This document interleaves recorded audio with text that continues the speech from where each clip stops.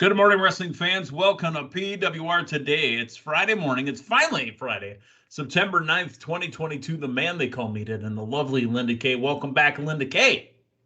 Thank you so much. TGIF, but I must say I've got a lot to. Thank God it's Frank the Cause. Yes, cause that's true. No, but I got a lot to live up to because last Friday you guys had a lot to preview. Oh my God. We've got we've got some topics ahead, of course, but I assure you we'll make this nice, crisp, clean, bright Friday morning for everyone. Hey, when we did that show last week, Friday, we knew we had a big weekend coming up, but we did not know that we had an entire week full of news that literally, I feel like I'm just catching my breath this morning, finally, from everything that's happened over the last 7 days. Same. I thought I caught up on all the pay-per-views on like Tuesday, whatever day it was, but I'm like, wait, I have to catch up on. There was Smackdown and Rampage on Friday as well. Yeah. But I know things happened since then, but it's still good to keep all bases covered, if you will. All bases covered. That's right. Hey, and keeping bodies covered is our friends at Collar and Elbow. Linda. Absolutely. Do you want to keep your body covered or what uncovered? Meaning, Well, there's some bodies. I mean, like a meathead's body that probably should be covered more often than not. But I was gonna say, to your discretion, how much you want to cover of your body, but no matter what you cover, you can be comfortable by sporting some fashionable shirts, tank tops, pants, caps, whatever it may be, from collarandelbowbrand.com. And to save 10% off your order any time of day, any day of the year, use promo code LindaK. That's LINDAKAY. Am I a weirdo for just singing the Rod Stewart song in the back of my head while you were doing that? If you want my body and you think I'm sexy, come on, sugar, let me know. Good God. You were feeling sexy, that's that Colin elbow. Oh, I'm too sexy for this. All right, we're going to move on here. Let's talk news. We're still dealing with AEW news.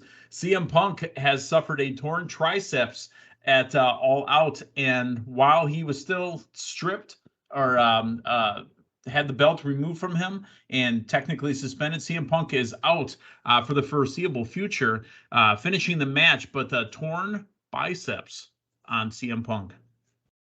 Yeah.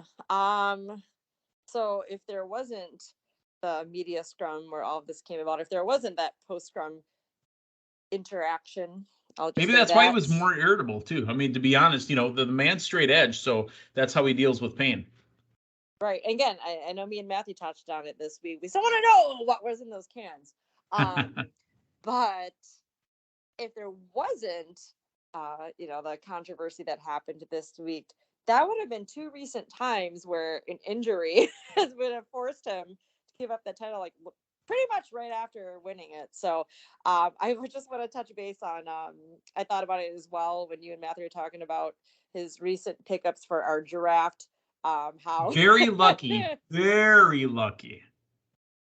interesting because, as you know, me and Matthew were fighting over picking up Punk for the draft, but I think all in all, things worked out for both of us, and I know that he no longer would have Punk and Kenny Omega on his team right now due to what happened this week. At least he got the points from when it counted, and he didn't lose any points for title losses. That's another good point. No, as I had Moxley, I lost points in that match. Very true. Hey, I wanted to bring something up from Wednesday morning when you and Matthew were talking. If Matthew is looking to adopt anybody, I think our friend from Big D, one of the comments on YouTube on the videos there said that we should be adopting Big D. Matthew adopting Big D from Big D, now in SF. Do you think that would work? Do you think Matthew would have room at his palatial estates in Denver for Big D? I haven't been to the Casa de Thomas? Yes. I was thinking Thomas Tender for some reason. I was trying to think of something clever as far as the Casa de Matthew Thomas. Casa Bonita is also out there in Colorado as well, owned by the South Park guys. So, hey, but, let's move on to what's going to be going on literally later tonight. We've got Smackdown, and on Smackdown, Linda, he told everybody on Monday he was coming. So tonight, the return to SmackDown of the monster among men, Braun Strowman. That is huge. There was the buzz that he would be making his huge return, which he did on Raw this week. I think having Braun Strowman making an impact, no pun intended. I mean, there wasn't really, but you know what I'm saying. On both brands making this huge return, I think that's great. It also leaves some mystery for everyone. Is he gonna be on Raw? Is he gonna be on SmackDown? Is he gonna be on both? Because we've seen a lot of that. And it's not just champions, especially with all these changes right now and with all these elements of surprise. It could be a thing now where it's not necessarily just one brand that you're most dedicated to. It's funny that he showed up during the tag team championships, and we mentioned this a little bit. Maybe Braun Strowman brings Nicholas with him to SmackDown, and the reason they interrupted that 4-team, number one contenders match for the tag team championships. Nicholas, I know you're out there. I know you listen. Maybe teaming up with Braun again, and they become the tag team champions. That could quite be. When you're watching that at WrestleMania, because that happened at WrestleMania, right? Yeah. When you're watching that at WrestleMania, you're going, nah, he's not going out there. This is a gimmick. Nah, you know what? He's not going to bring that kid. No, like the kid's not going to go up in the ring. No. Oh my God, the match is happening. The kid's not. Oh my God, the kid's in there. Oh my God, they won. There was like 5-6 moments where I thought they couldn't go any farther. I thought it was a great moment for WWE. Right. I was there. I believe that was in New Orleans, the Triple X one, WrestleMania 30, where there was that moment. There was Cena drinking beer in the crowd. Oh, no, wait. Or was it that wasn't 30. I think that was 34. Oh, the second maybe? one. I'm sorry. Yeah. I'm getting them confused. 34, yeah. Because I thought 30 was the Yes Daniel movement. Bryan. Yeah. Yes. And Brock Taker.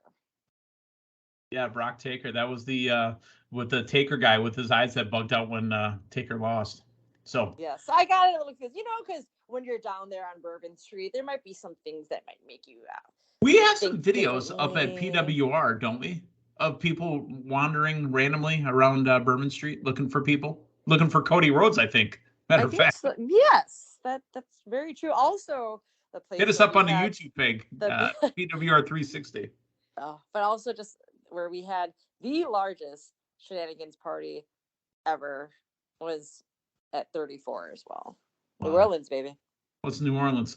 Hey, you busted my cherry for shenanigans down in Dallas. The next time it comes around, because I don't think I'm going to be making LA unless something, unless all the stars line up. I don't know if LA is in the stars for me. See what I did there?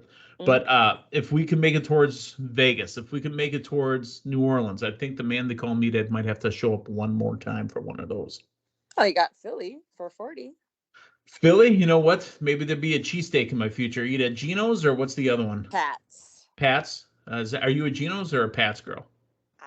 From the time that it was many moons ago, but I was more Pat's, I believe. So but that was a long time ago. I am willing to try. I've heard about other suggestions nearby. It's not just Geno's and Pat's, but I will say when I did try that, as soon as I got off the plane, they picked me up, took us straight there. I believe I chose Pat's. There you go. I failed myself. I didn't get In-N-Out or Whataburger when we were down in Dallas, so I failed on both of those. All right, let's get more back into SmackDown. I digress into food there. I'm thinking about salty steak. Let's talk about the commentary team. Linda, we talked about it yesterday with Matthew Thomas. Pat McAfee will be stepping away from WWE commentary on SmackDown.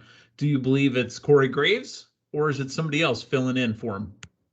I feel it's Corey Graves. I mean, not too long ago, Corey was doing both Raw and SmackDown. Was it? Oh no, wait, is he just doing SmackDown? There was a time I think he did both. And to be honest, the team of Cole and Graves was always considered to be the number one team anyway. Yeah, I hope it is Corey Graves. Even somewhat recently, when McAfee was not there, Corey Graves filled in, and they gel already. Meaning they're seamless. Cole. They're seamless. Yeah. And obviously Graves and McAfee are both very different, but both still fan favorites, very entertaining, great commentary. So I I was hope gonna it say, is, Corey Graves. yeah, let's talk about the experiment that was Pat McAfee calling matches. Remember, McAfee started off in the Thunderdome, so he kind of got eased into it. But let's talk about the experiment of Pat McAfee. I think it was a huge, huge success.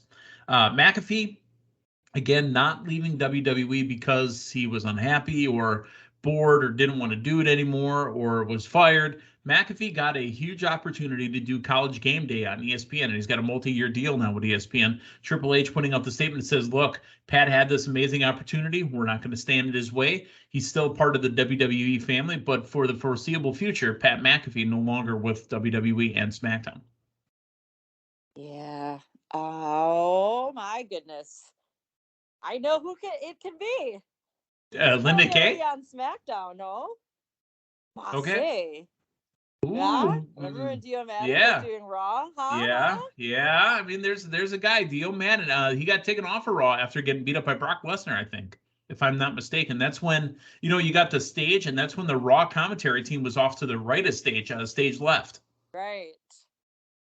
See, Yeah. you can move Massey in there to do color You could call up Wade Cole. Barrett. Bring up some Wade Barrett. I mean, Wade Barrett has been absolutely phenomenal on NXT the last, 2 years, I believe? Yeah. Give me some Wade Barrett. I still say make it Massey because then you can still have Mansois and I almost said LA Knight, Max Dupree as the tag team because we want to see some more LA Knight, Max Dupree, Eli Drake in ring action too. So there we go. And then we have Maxine Dupree. I miss Eli Drake. I miss Eli Drake. I mean, really. I mean, you got Eli Drake, you had LA Knight, and now you got Max Dupree. But Eli Drake was really where it was at. And, if we could just get back to, Triple H is restoring everybody else's names. Restore Eli Drake. Get him up there and working. Seriously, let's talk this out for a second here. We got a minute. Let's talk this out. Eli Drake, Max Dupree, LA Knight. If Eli Drake were to come into SmackDown instantly, I think that guy's sniffing around the Intercontinental Championship. And if it's not Roman Reigns, the head of the table at the top, if it's somebody else, I could see him with a program for the undisputed heavyweight Universal Championship. It'd have to be a quick, drastic change from Max Dupree to maybe it's like a time travelers, but like backwards. Like it's not just Max Dupree to be Eli Drake. Even in conversation, you do the Bree right inside of it. Yeah, I think it's got to be a transition back to LA Knight for a little bit, and then transitions into the Eli Drake we know of. So you want it to be linear.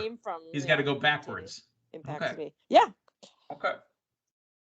And all then Massey will be Mace, and he'll still be in that oh my goodness, gear. Retribution gear. Retribution gear. Just keep him as Massey, and then Mace, and then turn him into Dio Madden. Go back and get Dominic Dijakovic too. Exactly. Yes. Well, I'm just saying if we are going to put Dio Madden. Even though I thought there was something with Maximum Male Models. I really did. I thought there was something there. Even if it was a Vince McMahon era type thing where, now we're thinking that everything previous to Triple H's era is, got to be changed. Not everything has to be changed. To be honest, I thought Maximum Male Models had something there that they could have done. They're still going for it. I mean, hey, we just saw their in-ring debut last week on SmackDown. I was just hoping that they were just going to be powerhouses. I think that's what me and Matthew touched on when we first got the unveiling of Maximum Male Models. But I think part of it too is like, well, we won't have McAfee there at commentary, but remember when they debuted how hard, or how much I should say. Wait, let me rephrase that. Wait, Linda, whoa. You saw these guys, you said how hard?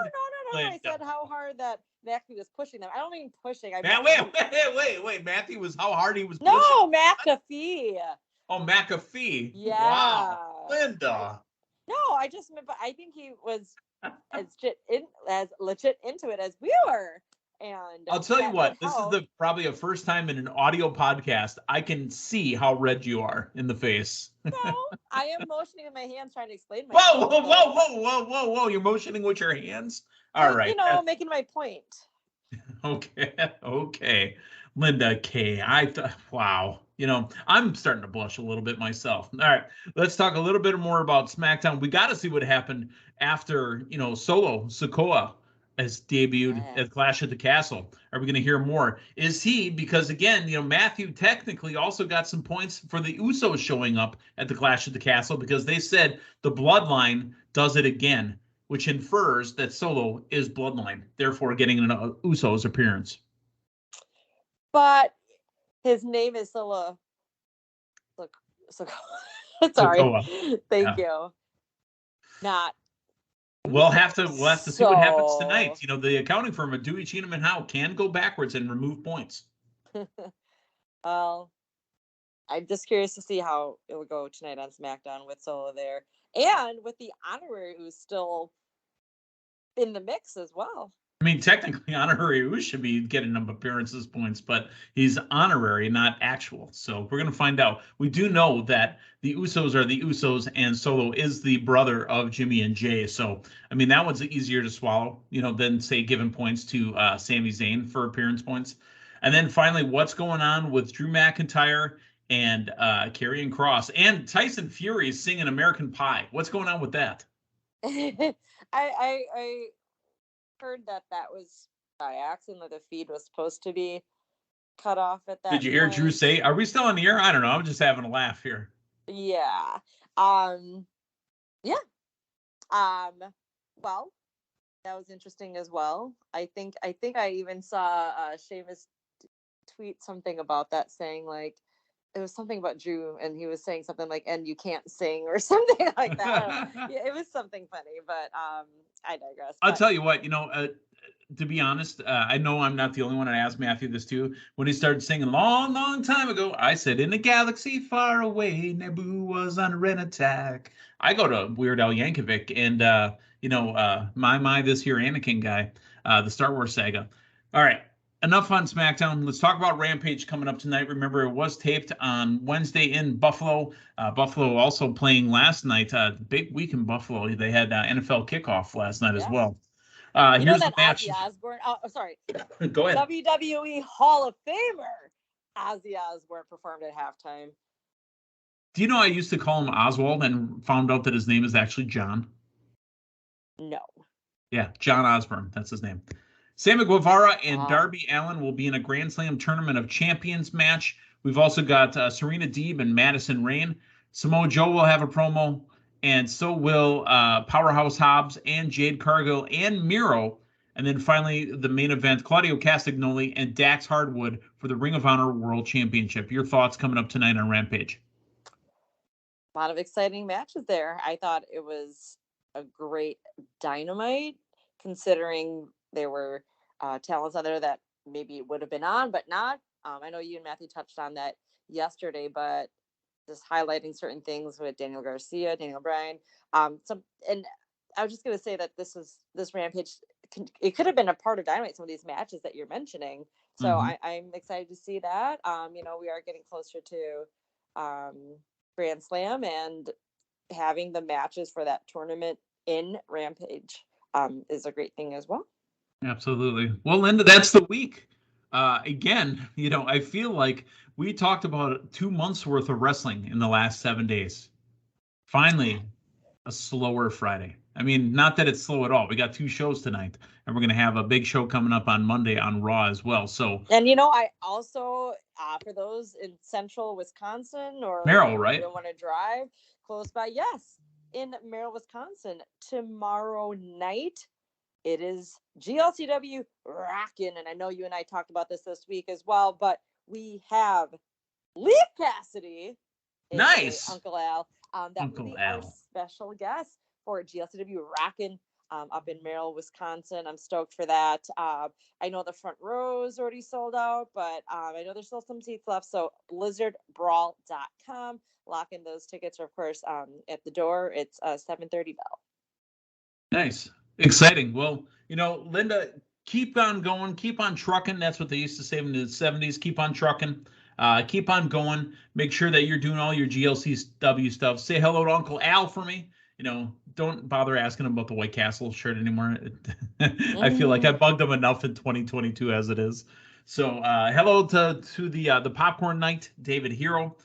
And I know we got a big show that we're going to be seeing Matthew in just a few weeks as well. We'll get to that in the next coming days. We'll talk about it a little bit. So for Matthew Thomas, Linda K, I'm the man they call Meathead. Hey, thanks for stopping by. We'll talk to you guys Monday morning. So long, everyone.